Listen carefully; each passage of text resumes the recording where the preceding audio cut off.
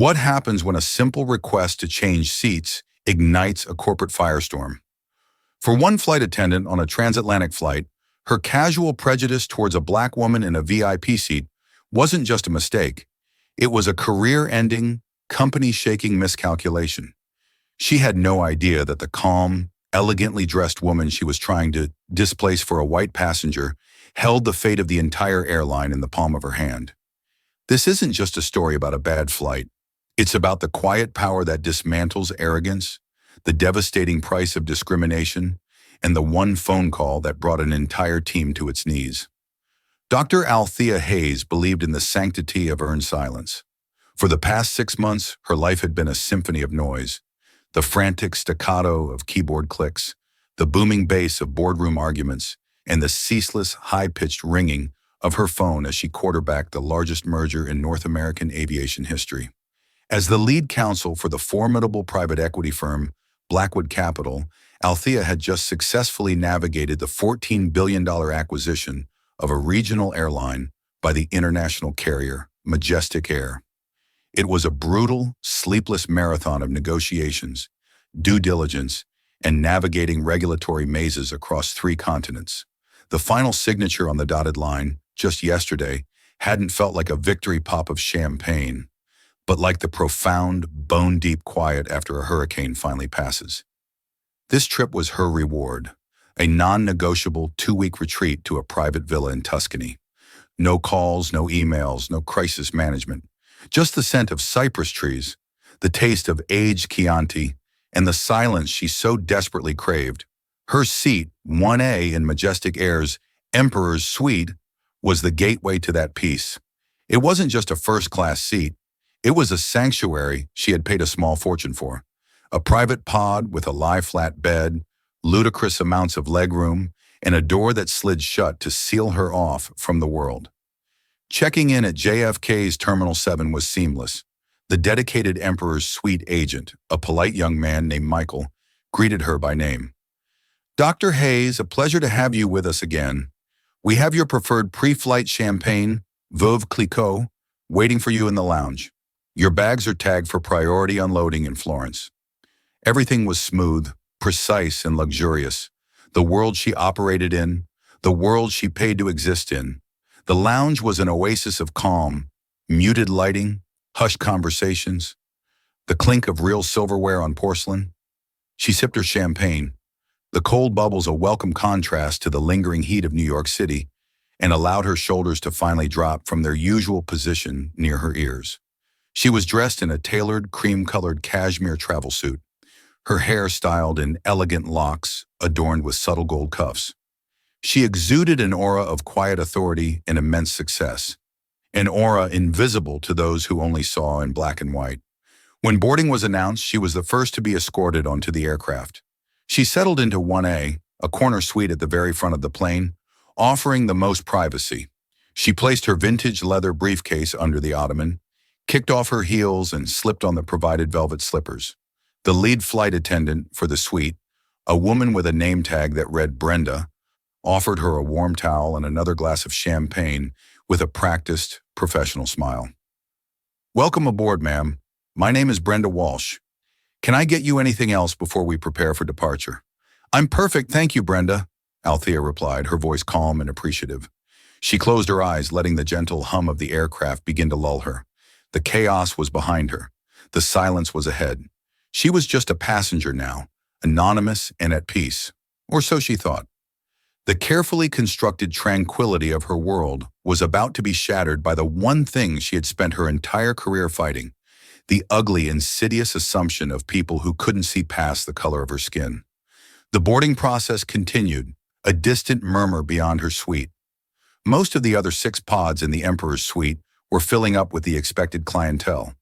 Older men in expensive but comfortable travel clothes, a whisper-thin woman with a diamond collar on her small dog, a young tech heir glued to his phone. The air was thick with the scent of money and privilege. About 10 minutes before the cabin door was due to be closed, the flight attendant, Brenda Walsh, reappeared at Althea's suite. Her professional smile was still in place, but it seemed a little tighter, a little more forced. "Excuse me, ma'am," she began, her voice a notch too loud for the hushed cabin. Althea opened her eyes. Yes? Brenda gestured vaguely toward the back of the first-class cabin. There's been a small seating mix-up. We have a passenger, one of our Platinum Elite members, who was supposed to be in this seat.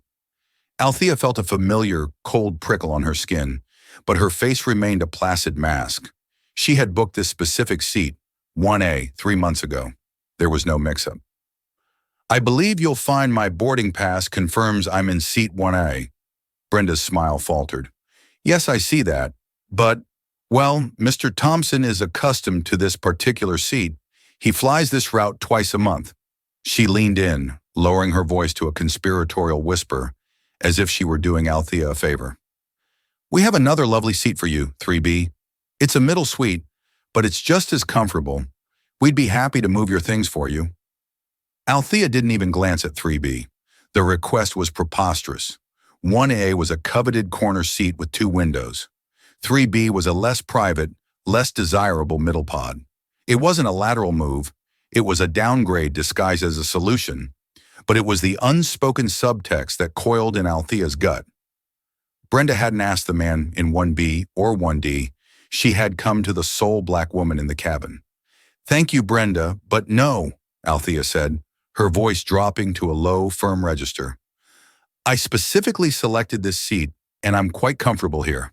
I won't be moving. Brenda's mask of customer service cracked. A flicker of annoyance crossed her face. Ma'am, it would really help us out. Mr. Thompson is one of our most valued customers. And I am a customer who has paid for this specific seat, Althea countered, her tone still even but now laced with ice. Is there a problem with your booking system that you need to address? Just then, a portly man in his late 50s, dressed in a golf shirt and slacks, appeared behind Brenda. This was presumably Mr. Richard Thompson. He had a ruddy, impatient face and looked from Brenda to Althea with an air of supreme entitlement. Is there an issue here, Brenda? He asked, his voice booming slightly. He didn't look at Althea. He looked past her, as if she were a piece of luggage occupying his space. I'm just explaining to the passenger, Brenda said, stumbling over her words, that her seat was double booked with your preferred suite. It was a blatant lie. Althea's boarding pass was on the console next to her champagne. The system would have flagged a double booking instantly. This was not a system error. It was a social one. Well, sort it out, Thompson grumbled, not with malice, but with the casual impatience of a man who had never been told no. Brenda turned back to Althea, her frustration now boiling over into condescension. Ma'am, perhaps you don't understand. This is a request from the airline. We need the seat. It will be much easier for everyone if you just cooperate. The phrase easier for everyone was a classic weapon of passive aggression designed to shame the target into submission. Althea had dismantled more sophisticated arguments than that before her morning coffee. She picked up her phone from the console, not to use it, but as a deliberate gesture. She looked directly into Brenda's eyes, her gaze unflinching. Let me be perfectly clear. I will not be moving from the seat I paid for. If Mr. Thompson is a valued customer, I suggest you find another way to value him that doesn't involve devaluing me. Now, if you'll excuse me, I'd like to finish my drink before takeoff. Brenda's face flushed a blotchy red. Humiliated and angry, she had been dismissed. In her small kingdom of fabric curtains and heated towels, her authority had been challenged, and by someone she had clearly misjudged and underestimated. She drew herself up to her full height. I'm going to have to get my purser, she said, her voice tight with fury. We don't appreciate this kind of difficulty. She turned on her heel and marched away, leaving Mr. Thompson standing awkwardly in the aisle, finally forced to acknowledge Althea's existence. He gave her a sour look before huffing off to wait near the galley, confident that the airline staff would soon dispose of this inconvenience. Althea took a slow, deliberate sip of her champagne. The storm had arrived, and she knew with a certainty that chilled her to the bone that it was about to get much, much worse. The purser, a man named David Miller, with slick-back hair and an air of self-importance, arrived within minutes. Brenda stood behind him, arms crossed, wearing a look of vindicated righteousness. David's smile was as synthetic as the cabin air, a thin veneer over a core of rigid, unthinking policy enforcement. Good morning, ma'am, he began, addressing Althea without making eye contact, instead fussing with the tablet in his hands. David Miller, the cabin purser. I understand there's some confusion about your seating arrangement. There's no confusion on my part, Althea stated coolly. I am in seat 1A, as assigned on my ticket. Your flight attendant has asked me to move for another passenger, and I have declined. David finally looked at her, his eyes doing a quick, dismissive scan of her expensive travel suit, her locks, her poised demeanor. It was the kind of look Althea knew well, a human calculator trying to quantify her status and failing to arrive at the correct answer. Well, you see, David said, his tone patronizingly slow, as if explaining a complex concept to a child, we have what's called an operational need. On rare occasions, we need to reseat passengers to accommodate crew rest requirements, or in this case, to resolve a conflict for our highest-tier frequent flyers. It's in the conditions of carriage. Althea's eyebrows arched. Are you citing the conditions of carriage to me, Mr. Miller? Because I assure you, I'm intimately familiar with them. There is no clause that allows you to downgrade a paying passenger from their confirmed assigned seat to accommodate the preference of another. A conflict perhaps, but not a preference. Is Mr. Thompson disabled? Is he a federal air marshal? Is there a security reason for him to be in this specific seat? David was taken aback by her precise, legalistic language. This wasn't the usual disgruntled passenger.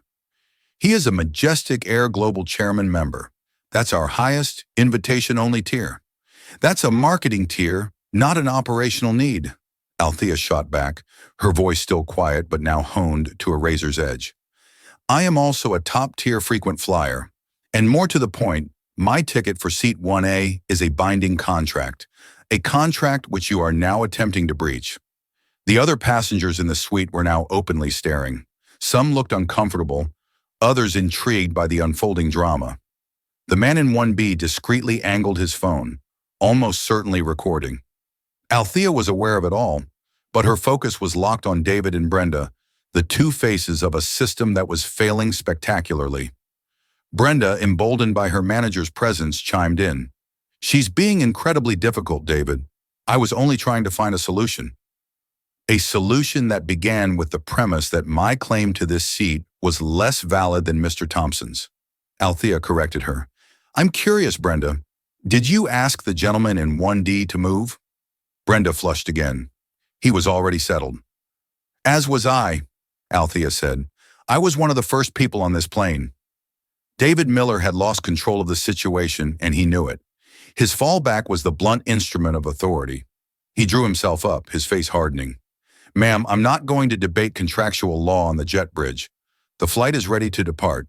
You have two options. You can accept seat 3B, and we will offer you a $500 travel voucher for the inconvenience.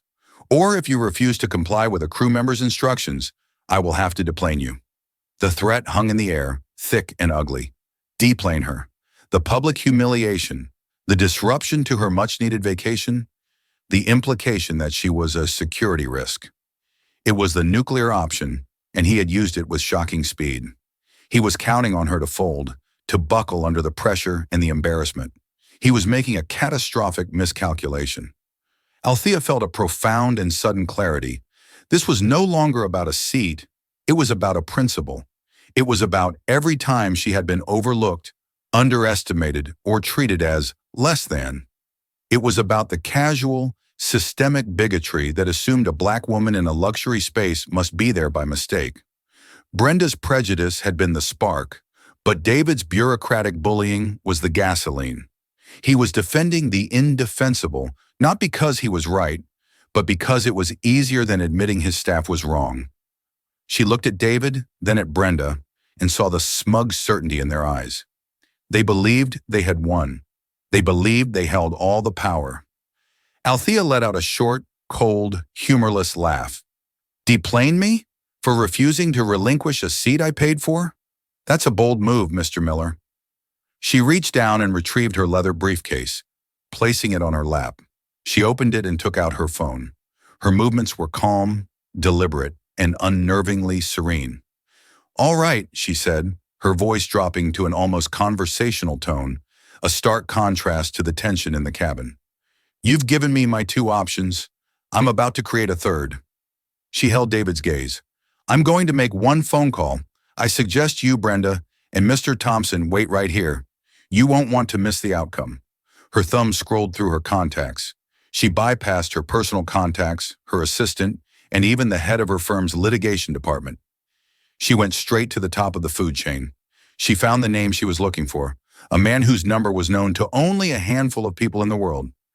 She pressed the call button. The purser and the flight attendant exchanged a confused, arrogant smirk. They thought it was a bluff. They thought she was calling her husband, or maybe some small-time lawyer to make a scene. They had no conception of the lightning bolt she was about to summon. The phone rang once. A voice answered, crisp and powerful. "Robert Hayes." "Robert," Althea said, her voice as clear as a bell in the silent cabin. "It's Althea Hayes. I'm sorry to bother you on a Tuesday morning, but we have a material breach of contract issue with Majestic Air. It's significant." Robert Hayes was the senior managing partner of Blackwood Capital's global investment division. He was a man who measured his day in billion-dollar increments and whose displeasure could send tremors through the stock market. His relationship with Althea Hayes was one of deep, mutual respect. She was his legal scalpel, the one he deployed for the most complex, high-stakes operations. For her to call him directly, using the term material breach, meant something had gone catastrophically wrong. "Althea, are you all right?" His voice was sharp with immediate concern. "Where are you?" "I'm sitting in seat 1A of Majestic Air Flight 88 to Florence, on the tarmac at JFK, she said, her voice perfectly level, a stark contrast to the chaos she was describing.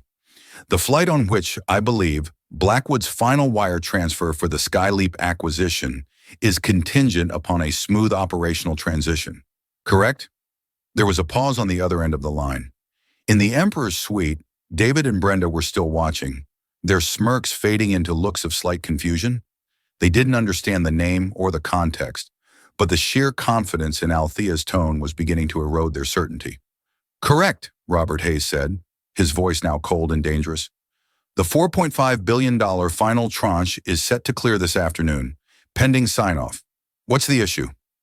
Althea laid it out with the brutal, emotionless efficiency of a lawyer presenting facts to a judge. "I am being threatened with removal from this aircraft by the cabin purser, a Mr. David Miller.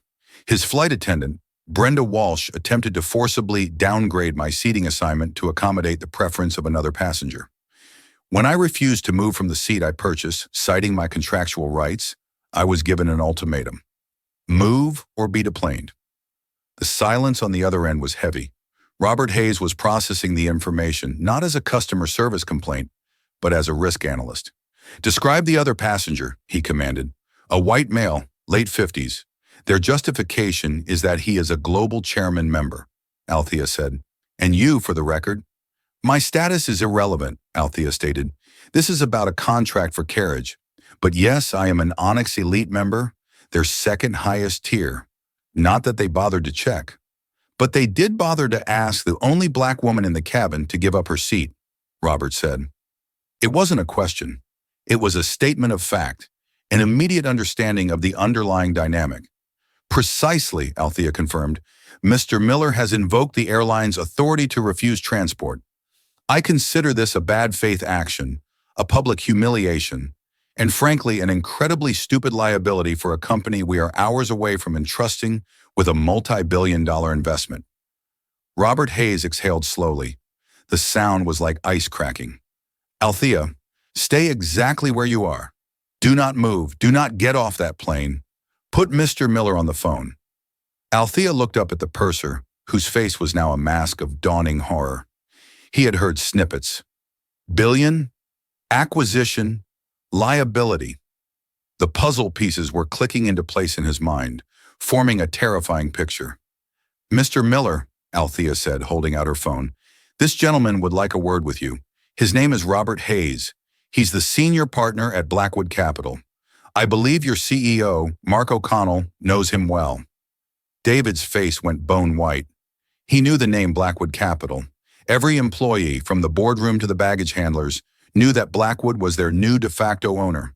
the financial titan behind their recent acquisition. He looked at the phone as if it were a venomous snake. He shook his head slightly, unable to move. "He won't take the phone, Robert," Althea reported calmly. "I didn't expect him to," Hayes's voice crackled.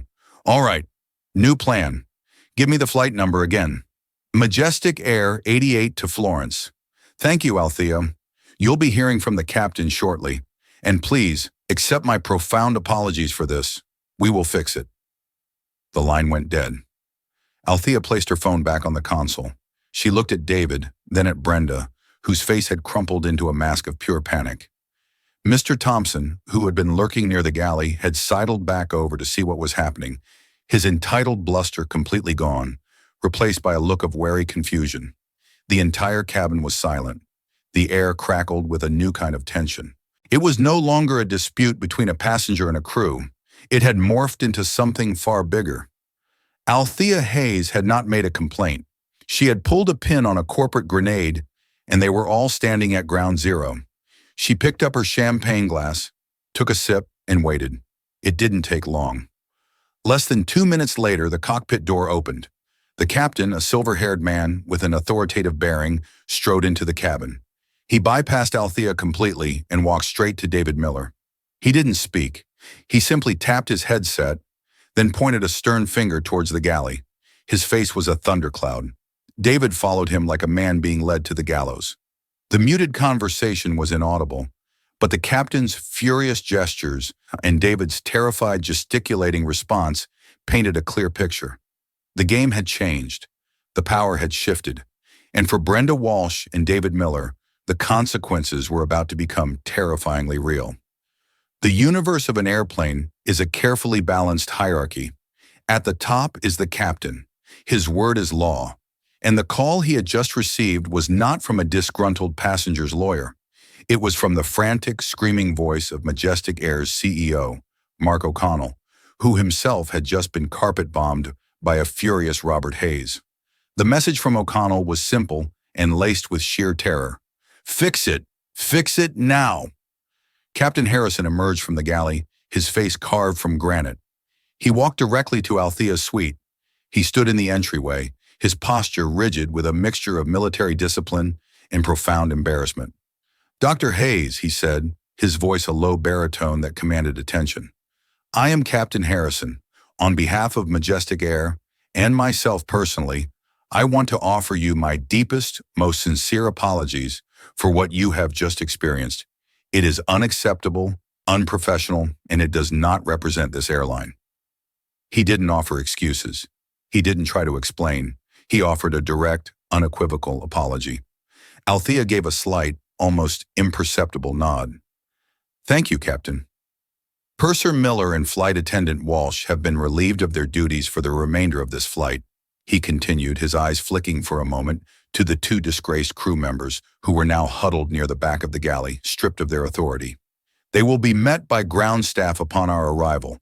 Another first-class attendant will be taking over their responsibilities. Please let me know if there is anything, and I mean anything, I can do to make your journey more comfortable. Ensuring the plane departs on schedule would be a good start," Althea said, her voice even. "I have a vacation to get to." "Of course, Dr. Hayes." He gave a curt nod and retreated to the cockpit. Moments later, a gate agent hurried onto the plane, looking flustered. She went straight to the now-forgotten Mr. Thompson, who was trying to make himself invisible. "Mr. Thompson, sir? We've had a last-minute seat open up in Business Premier.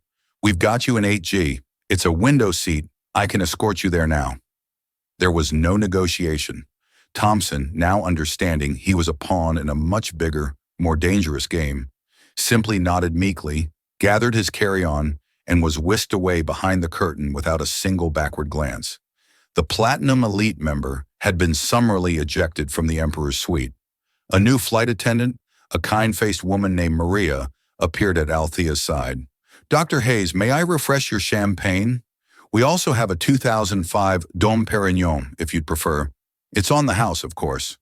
"The Veuve is fine, thank you, Maria," Althea said gently. As the new attendant fussed over her, Althea watched the fallout from her call play out. David Miller and Brenda Walsh were instructed to take seats in the very last row of the economy cabin. The walk of shame was excruciating. They passed through business premier, then premium economy, and finally into the cramped rows of the main cabin, their faces burning with a mixture of shame, anger, and disbelief. Every eye on the plane followed them. The passenger in 1B who had been filming caught their entire humiliating journey. The video was already being uploaded to the cloud. The cabin door was closed. The safety demonstration began. As the plane was pushed back from the gate, Althea finally slid the door to her suite shut. She was cocooned in her sanctuary once more. But the silence she had craved felt different now. It wasn't peaceful. It was heavy, weighted with the knowledge of the lives she had just upended. She felt a pang, not of guilt, but of sorrow. It didn't have to be this way. A simple apology at the beginning would have sufficed, an acknowledgement of her right to be there. But their prejudice and arrogance had demanded escalation, and Althea, a master of leverage and consequences, had given it to them. During the flight, she was treated like royalty. Maria was attentive but not intrusive. The captain came back once more mid-flight to personally apologize again. The meal service was exquisite, but Althea couldn't fully relax. She knew the events on the ground were far from over. Her single phone call had started an avalanche, and it was still thundering down the mountain, gathering speed and destructive power with every passing moment. The firing of a purser and a flight attendant was just the beginning. Robert Hayes did not make calls to simply discipline staff.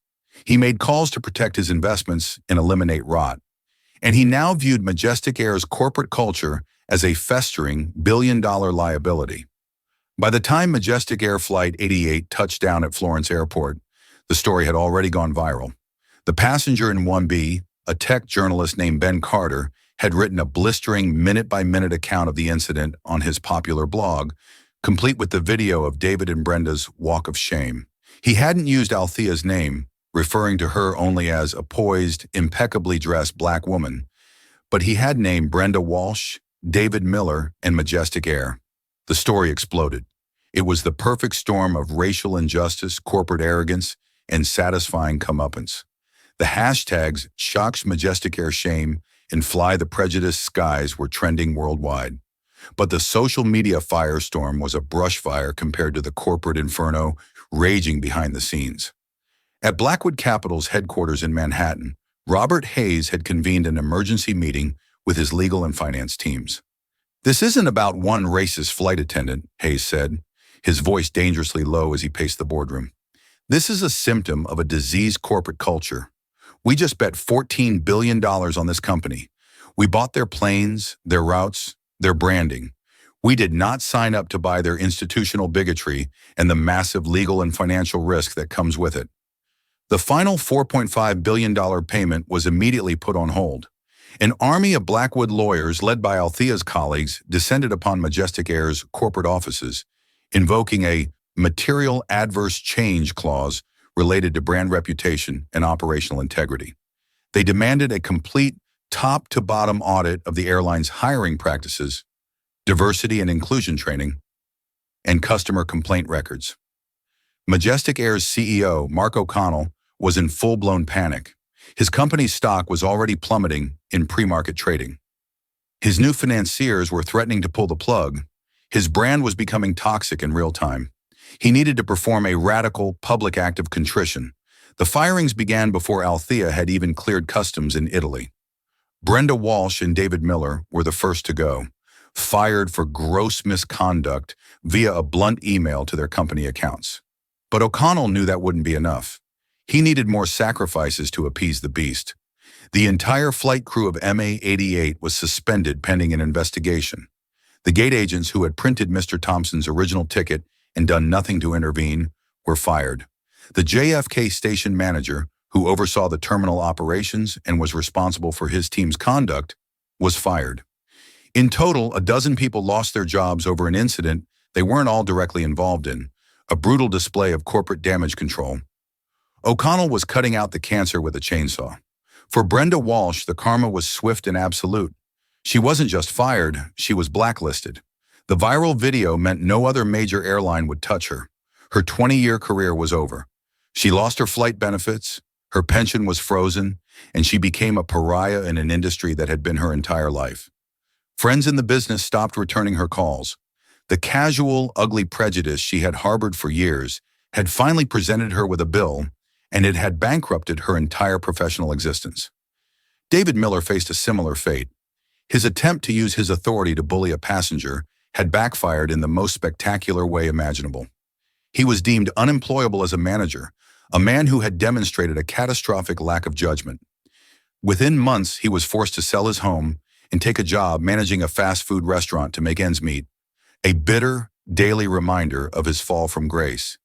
Even Richard Thompson, the entitled passenger, did not escape unscathed. His company, a mid-level manufacturing firm called Thompson Tools, was identified by internet sleuths.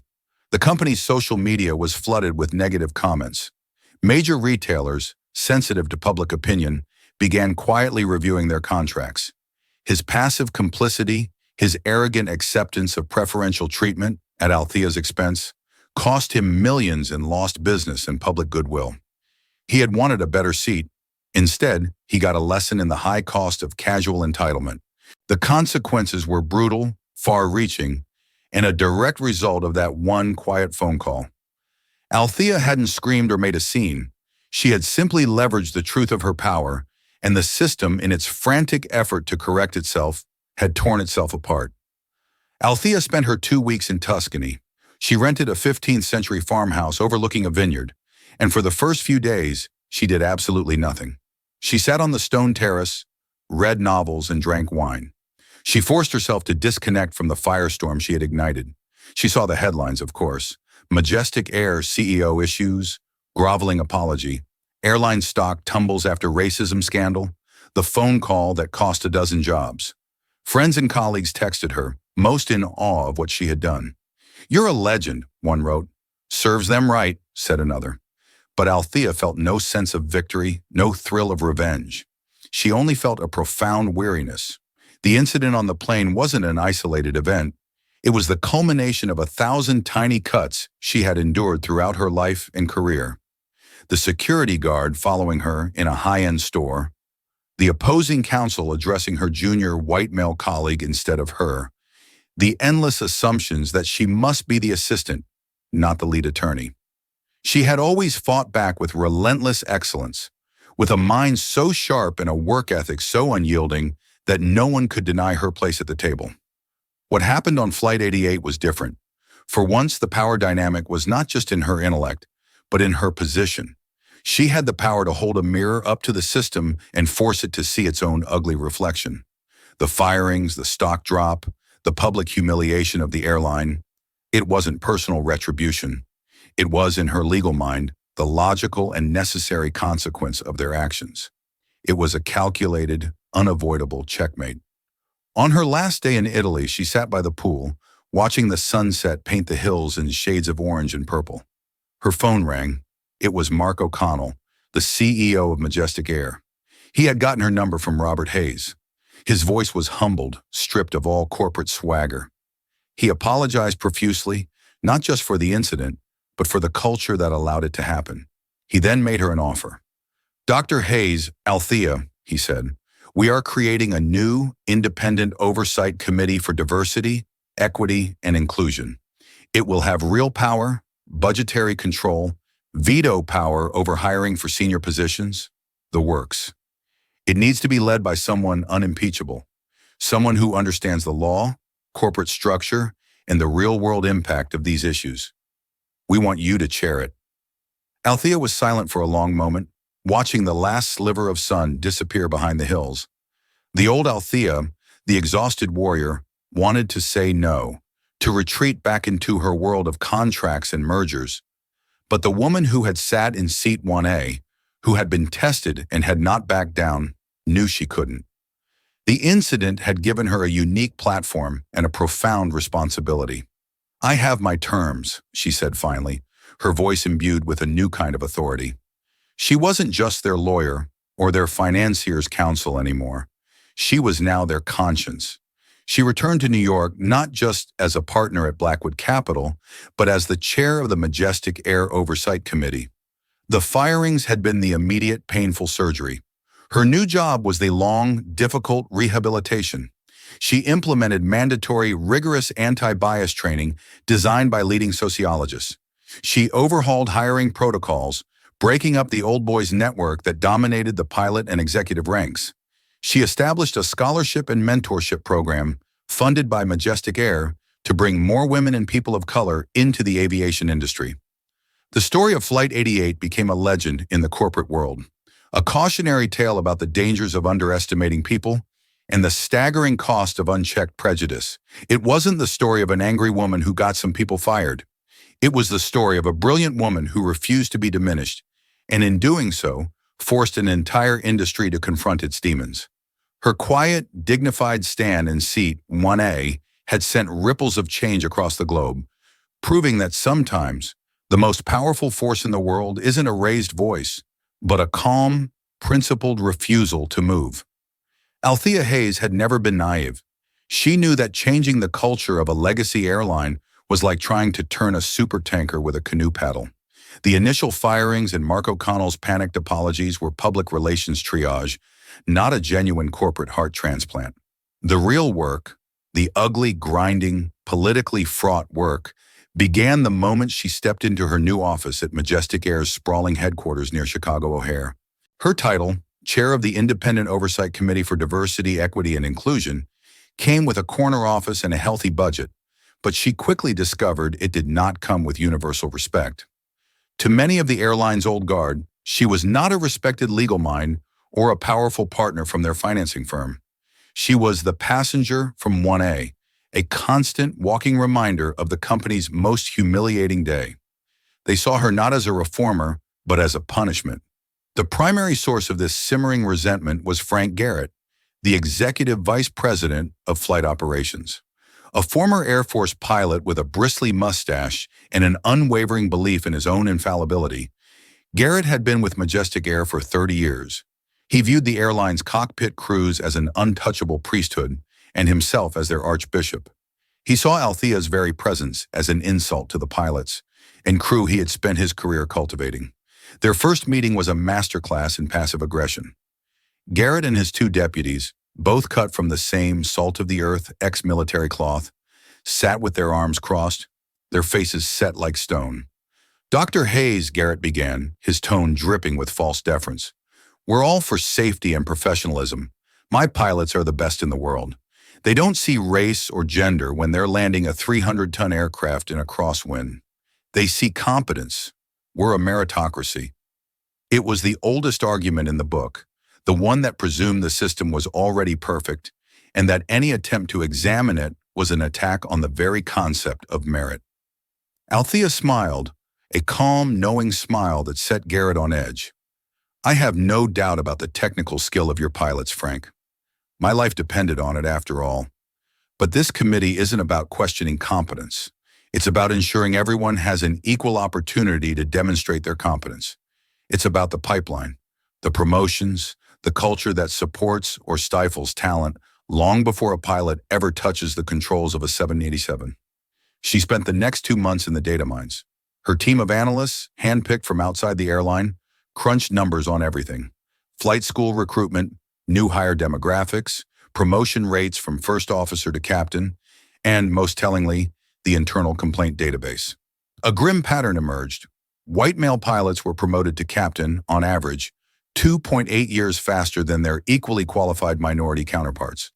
Women, particularly women of color, faced a glass cockpit ceiling, often stalling at the senior first officer level. The complaint system was a black hole.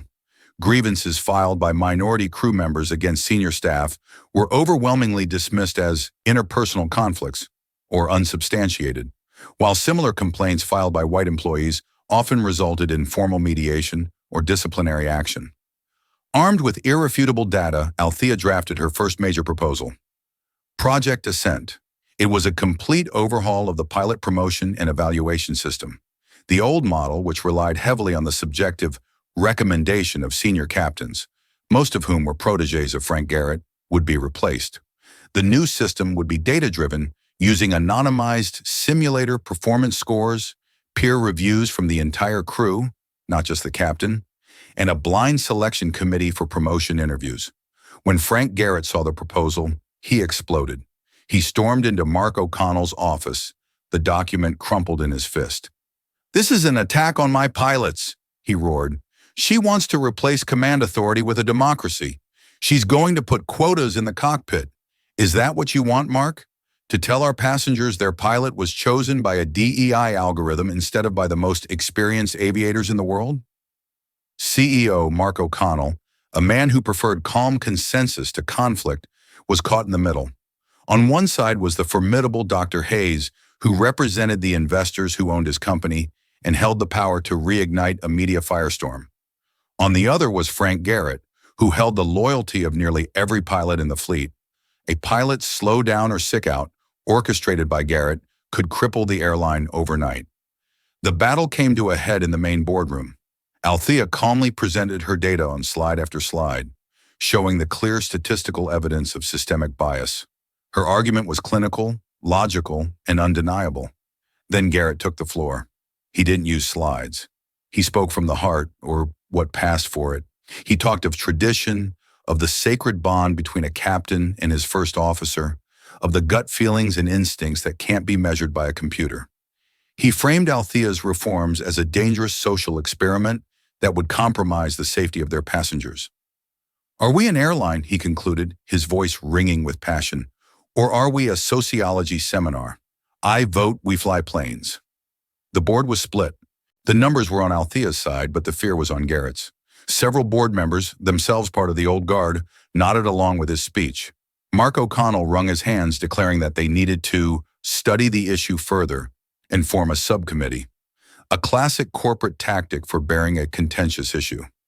Althea had lost the battle. As she packed her briefcase, Garrett walked past her with a smug, triumphant smirk. "Nice try, Doctor," he murmured, "but some things are best left to the professionals." Althea didn't respond. She just watched him walk away, a cold fury solidifying in her gut. He had underestimated her on the plane, and now he was underestimating her in the boardroom. He thought this was about a policy debate. He didn't realize that for Althea Hayes this was now a war, and her next move would not be a proposal.